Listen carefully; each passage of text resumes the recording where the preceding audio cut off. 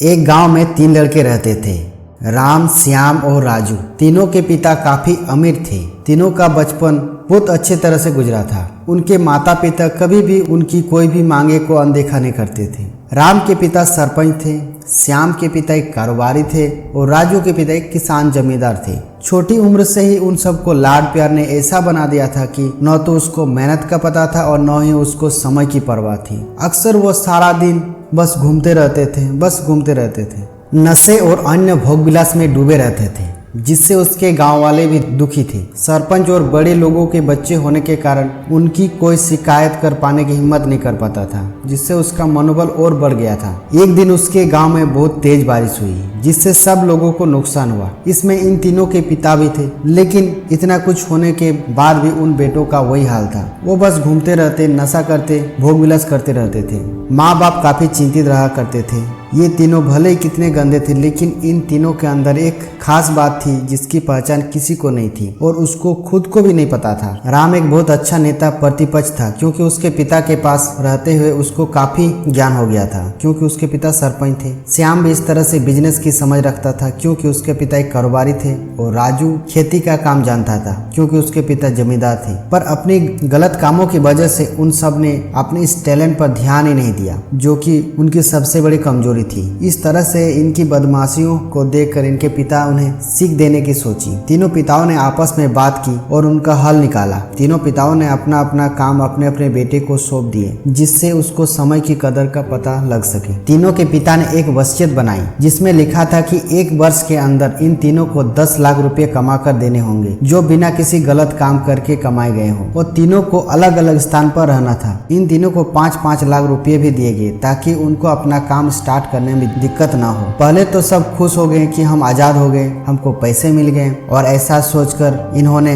फिर से काफी समय मौज मस्ती करने में लगा दिए। इस तरह से 6 महीने बीत गए और इनका काफी सारा नुकसान भी हुआ। एक दिन अचानक उनको एहसास हुआ कि अगर हम शर्त हार गए तो हम अपनी अपनी जायदाद खो बैठेंगे। धीरे धीरे उनकी चिंता बढ़ने लगी। एक दिन वो इसी उधेड़-धुन में एक पार्क में बैठे थे और कुछ डिस्कस कर रहे थे कि उनको एक छोटी सी लड़की मिली। वो फूल बेच रही थी और साथ में पढ़ भी रही थी। तीनों लोग उस लड़की के पास गए। तभी राम ने लड़की से बोला, बेटी आपकी उम्र क्या है? तो लड़की ने जवाब दिया कि मैं 12 साल की हूँ अंकल। इतना सुनते ही राम ने आश्चर्य से पूछा कि आप इतने छोटे होकर के खेल नहीं रहे हो? इस पर लड़की ने जवाब दिया कि मेरे पापा अब इस दुनिया में नहीं है, मेरे माता बीमार रहती है, इसलिए मैं ये काम करती हूँ। यह सुनकर राम ने अपना पर्स निकाला। उसके पास जो भी पैसे बचे थे वो उस लड़की को देने लगा। उसके बाद लड़की ने बोला, अंकल आप भी फूल ले लो, मुझे बहुत खुशी होगी, क्योंकि मैं अगर आपसे फ्री में पैसे ले लूंगी तो फिर मेरा पढ़ाई में मन नहीं लगेगा, मैं कामचोर बन जाऊंगी, क्योंकि यही समय है जिस समय मैं अपना भविष्य लिख सकती हूँ। और तीनों घर लौट आए। उस फूल वाली लड़की का उस तीनों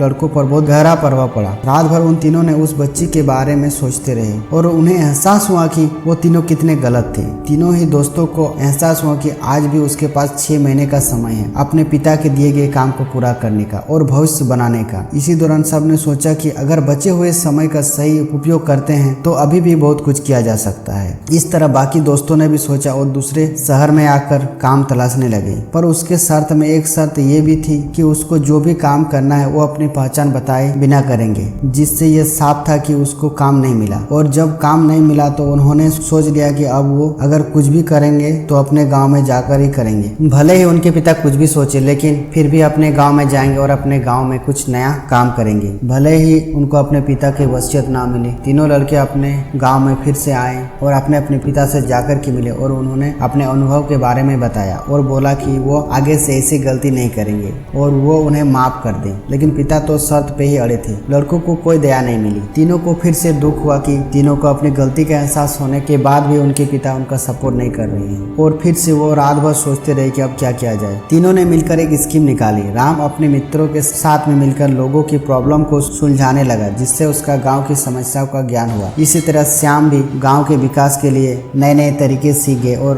राजू को किसान के बीजों को ज्ञान हो जाने से उसको काफी फायदा हुआ। तीनों ने मिलकर अपने बाकी पैसे को सही ढंग से सही जगह लगाकर गांव को एक नया रूप दे दिया। उसकी कड़ी मेहनत से गांव के लोग, दूसरे शहर के लोग भी उसकी तारीफ करने लगे। उसका गांव तरक्की करने लगा।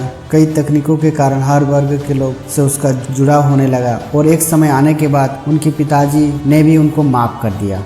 इस तरह से दोस्तों उन तीनों को समय की कीमत का अंदाजा हुआ कि पहले वो कितना समय बर्बाद कर रहे थे, लेकिन जब से उसको समय की कीमत का अंदाजा हुआ तब से उन्होंने समय को बर्बाद नहीं किया और काम करके पैसा कमाया, नाम कमाया, ये सीखा ईमानदारी से जिंदगी कैसे जीते हैं। दोस्तों कुल मिलाकर कहने का मतलब यह है कि आप सभी समय को बर्बाद ना करें। अगर ये समय आपके हाथ से निकल गया तो कुछ भी नहीं कर सकते हैं। और हाँ, समय के पास इतना समय नहीं कि आपको दोबारा दे सके। समय बर्बाद करने का हजारों तरीका है, लेकिन आप ऐसा कोई तरीका चुनिए जो आपकी जिंदगी बदल दे, इस समाज की जिंदगी बदल दे, इस देश का भविष्य बदल दे। मुझे उम्मीद है कि ये वीडियो आपको अच्छी लगी होगी। दोस्तों इंडियन यूथ पावर को इतना सपोर्ट करने के लिए बहुत बहुत धन्यवाद। अपना ख्याल रखिए, जिंदगी में आगे बढ़िए और अपनी कड़ी मेहनत से देश में खुद के नाम के साथ साथ दुनिया में भी देश का नाम कीजिए।